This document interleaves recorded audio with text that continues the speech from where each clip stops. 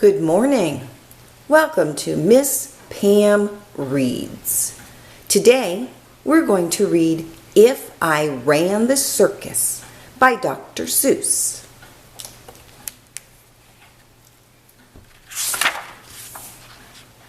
If I ran the circus. If I Ran the Circus by Dr. Seuss.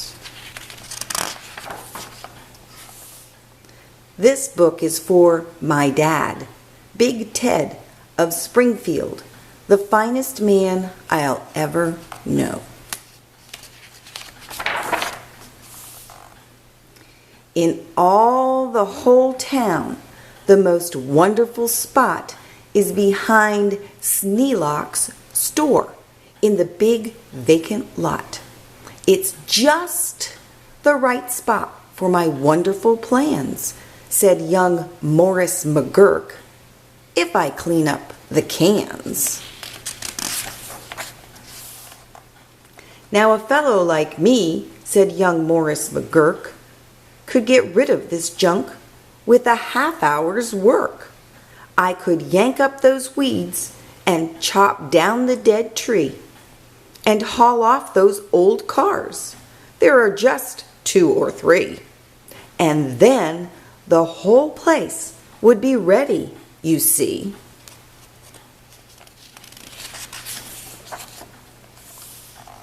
All ready to put up the tents for my circus. I think I will call it the Circus McGurkus. The Circus McGurkus, the world's greatest show on the face of the earth, or wherever you go. The Circus McGurkus, the cream of the cream, the Circus McGurkus, the Circus Supreme. The Circus McGurkus, colossal, stupendous, astounding, fantastic, terrific, tremendous. I'll bring in my acrobats, jugglers, and clowns from 1,033 faraway towns to the place that you'll see 'em in, ladies and gents, right behind Sneelock's store in the great McGurk tents. And I don't suppose old Mr. Sneelock will mind when he suddenly has a big circus behind. After all, Mr. Sneelock is one of my friends. He might even help out doing some small odds and ends. Doing little odd jobs, he could be of some aid, such as selling balloons and the pink lemonade. I think 500 gallons will be about right. And then I'll be ready for opening night. What an opening night! What a night! What a sight! I'll hoist up the curtains, the crowds will crowd in, and my Circus McGurkus will promptly begin with a welcoming toot on my welcoming horn by my horn-tooting apes from the jungles of Jorn, where the very best horn-tooting apes are all born, 'cause the very fresh air there is fine for their lungs. And some of those fellows have 2 or 3 tongues.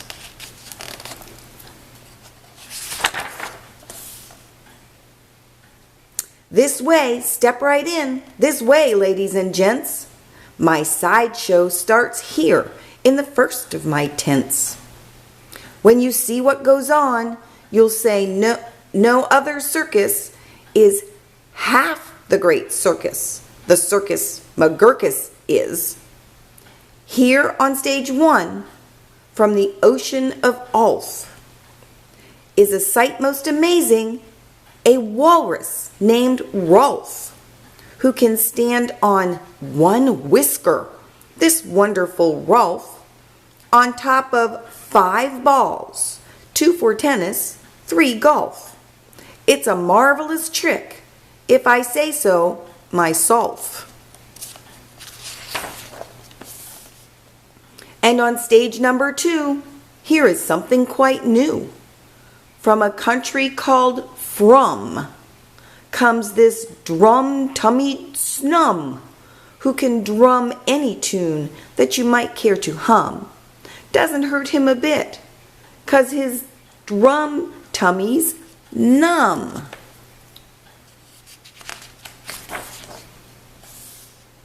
And now you'll meet the Foon, the remarkable Foon, who eats sizzling hot pebbles that fall off the moon. The reason he likes them red hot, it appears, is he greatly enjoys blowing smoke from his ears. Of course, pebbles like this are quite hard to collect, but Sneelock will manage somehow, I expect. After all, Mr. Sneelock is one of my friends, and I'm sure he'll help out doing small odds and ends. And on stage number 4, see the wily Waloo, who can throw his long tail as a sort of lasso. With a flip of the hip, with a tail of this kind, he can capture whoever is standing behind. He can capture old Sneelock. I'm sure he won't mind. And now, here is a hoodwink who winks in his wink hood. Without a good wink hood, a hoodwink can't wink good. And folks, let me tell you, there's only one circus with wink-hooded hoodwinks, the Circus McGurkus. The show of all shows, there's no other showman who shows you a show with a blindfolded bowman. The blindfolded bowman from Brigger Baroot, the world's sharpest sharpshooter. Look at him shoot through the holes in 4 donuts, 2 hairs on a worm, and the knees of 3 birds without making a squirm. And then on through a crabapple up on the head of Sneelock, who likes to help out, as I've said. And now come to this spot where the spotlight is hot, and you'll see in the spotlight a juggling jot who can juggle some stuff you might think he could not, such as 22 question marks, which is a lot. Also, 44 commas, and also 1 dot. That's the kind of Circus McGurkus I've got. But that's just my sideshow, a start, a beginning. This way to the big tent, you'll find your head spinning. Why, ladies and gentlemen, youngsters and oldsters, your heads will quite likely spin right off your shoulders. So hurry, step lively, quick, ladies and gents, and get into your seats in my tent of all tents. My parade of parades is about to commence. You'll see Drum Major Sneelock fling his baton, and my organ McGurkus come on, with its hot steaming pipes of gold brass-plated tin, snorting all sorts of snorts in a bumbling din. That is super stupendous, stupendous, stu-rorous. And when I play Dixie, please join in the chorus. Then a fluff-muffled truffle will ride on a huffle, and next in the line a fine flummox will shuffle. The flummox will carry a lurch in a pail, and a fibble will carry the flummox's tail, while on top of the flummox, 3 harp-twanging snarp will twang mighty twangs on their 3 snarpered harp, while a bolster blows bloops on a 3-nozzled blueser. A nolster blows floops on a 1-nozzled noozer. And then comes a lion who's partly a trout. Then more stuff for 45 minutes about. And then behind them, while everyone stares, come my to and fro marchers who march in 5 layers. The fros march on twos and the twos march on fros. Don't know how they do it, but that's how it goes. And now comes an act of enormous enormance. No former performers performed this performance. This stunt is too grippling, slipling, frightening, down from the top of my tent like greased lightning, through pots full of lots of big sticklebush trees, slides a man. What a man! On his roller skate skis. And he'll steer without fear, and you'll know at a glance that it's Sneelock, the man who takes chance after chance, and he won't even rip a small hole in his pants.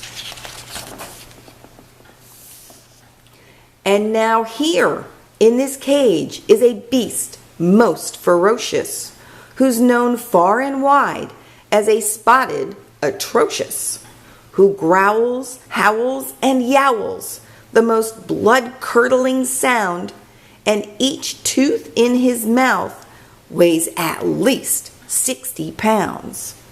And he chews up and eats with the greatest of ease things like carpets and sidewalks and people and trees.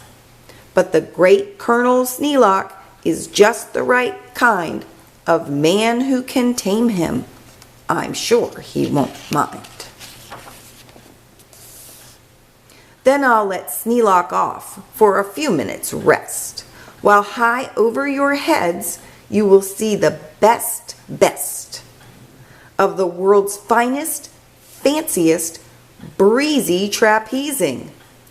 My Zuma Snoop troop from West Upper Bendeezing, who never quite know, while they zoop and they zoom, whether which will catch what one, or who will catch whom, or if who will catch which, by the what and just where, or just when and just how, in which part of the air.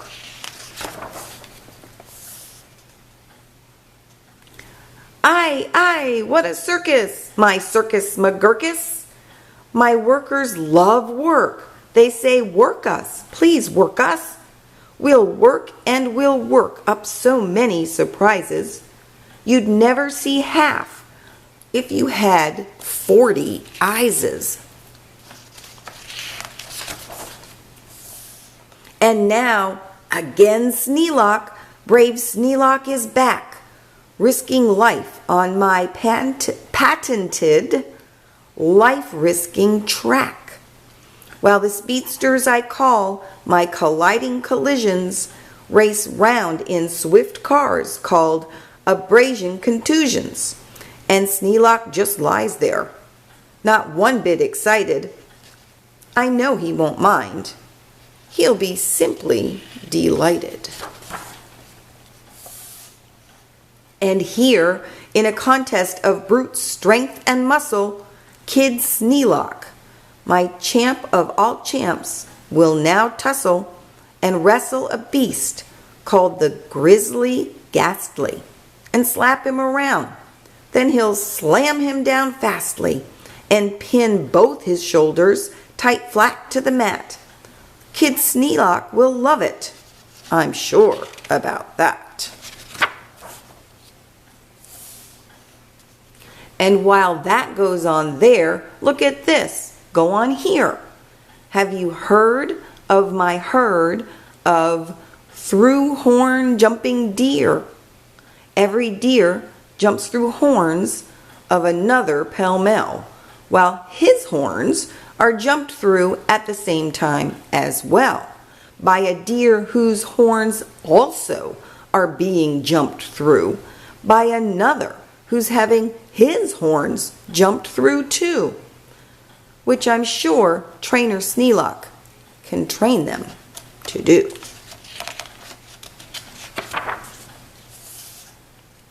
Then the whole tent will ring with hoorays and wild shouts when I wheel in my whales and they turn on their spouts.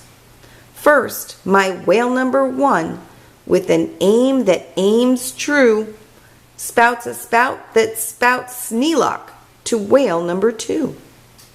And then whale number 2 spouts his spout like a gun, and that spout spouts old Sneelock right back to whale 1. And then forwards and backwards on spout after spout, my great spout rider Sneelock gets spouted about, just as long as the water they're spouting holds out. Then my tournament knights, noble apes without fears, Sir Hector, Sir Vector, Sir Bops and Sir Beers, Sir Hawkins, Sir Dawkins, Sir Jocks and Sir Jeers, clatter into the tent, and while everyone cheers, stage a roustabout joust with their boxing glove spears. And while all this wild ruckusing goes on below, at the top of the tent, look, the star of my show, great daredevil Sneelock, the world's bravest type. He comes pulled through the air by 3 Subrian snipe on a dingus contraption attached to his pipe. And while people below are all turning chalk white and all biting their fingernails off in their fright, great Sneelock soars up to a terrible height. Then he shakes himself loose. He starts down in a dive, such as no man on earth could come out of alive. But he smiles as he falls, and no fear does he feel. His nerves are like iron, his muscles like steel.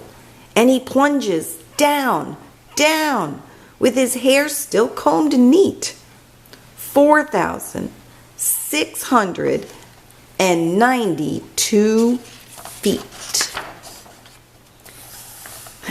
Then he'll land in a fishbowl. He'll manage just fine. Don't ask how he'll manage. That's his job, not mine. Why, he'll be a hero. Of course he won't mind when he finds that he has a big circus behind. The end. Thank you for joining Miss Pam Reads. Have a great day.